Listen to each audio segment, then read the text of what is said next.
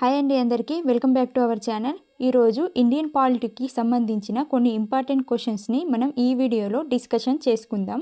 అలాగే మీకు కనుక ఈ వీడియో నచ్చినట్లయితే లైక్ చేసి సబ్స్క్రైబ్ చేసుకోండి నా ఛానల్ని. ఫస్ట్ క్వశ్చన్ వచ్చేసి భారత రాజ్యాంగ పరిషత్ మొట్టమొదటి సమావేశం ఎప్పుడు జరిగింది? ఎవరికైనా ఆన్సర్ తెలుసుంటే ముందుగానే గెస్ చేయండి, తెలియకపోతే నేను చెప్తాను. రైట్ ఆన్సర్ వచ్చేసి ఆప్షన్ ఏ అండి. డిసెంబర్ 9, 1946 భారత రాజ్యాంగ పరిషత్ యొక్క మొట్టమొదటి సమావేశం జరిగింది. రైట్ ఆన్సర్ వచ్చేసి ఆప్షన్ ఏ.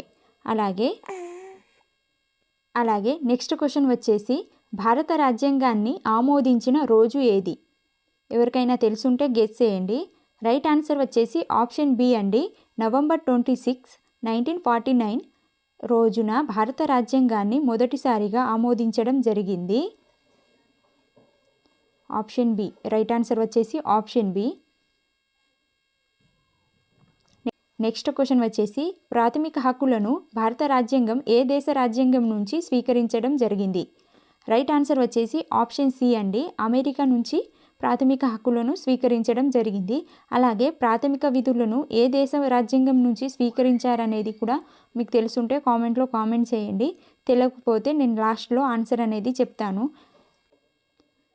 నెక్స్ట్ క్వశ్చన్ వచ్చేసి భారత రాజ్యాంగంలోని ఏ భాగం ప్రాథమిక విధుల గురించి తెలుపుతుంది? రైట్ ఆన్సర్ వచ్చేసి ఆప్షన్ డి అండి. 4వ భాగంలోని సబ్ క్లాస్ ఏలో భారత రాజ్యాంగం యొక్క ప్రాథమిక విధుల గురించి ఈ భాగంలో తెలియజేయడం జరుగుతుంది. నెక్స్ట్ క్వశ్చన్ వచ్చేసి భారత రాజ్యాంగంలోని ఏ అధికారణం ప్రకారం రాష్ట్రపతి దేశంలో జాతీయ అత్యవసర పరిస్థితిని ప్రకటిస్తారు? రైట్ ఆన్సర్ వచ్చేసి ఆప్షన్ బి అండి. 356 ఆర్టికల్ ప్రకారం భారతదేశంలో రాష్ట్రపతి జాతీయ అత్యవసర పరిస్థితిని ప్రకటించడం జరుగుతుంది.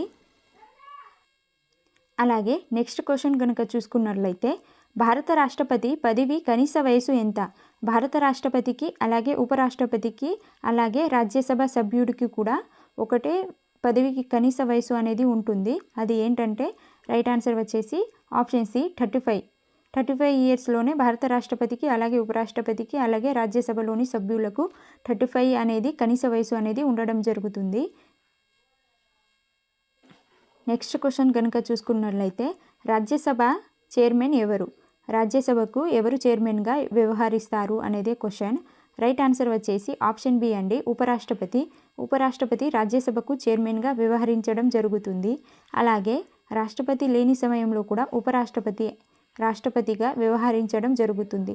ఉపరాష్ట్రపతిని నియమించాలంటే ఏ ఆర్టికల్ ప్రకారం నియమించడం జరుగుతుంది అంటే 63 ఆర్టికల్ ప్రకారం ఉపరాష్ట్రపతిని నియమించడం జరుగుతుంది.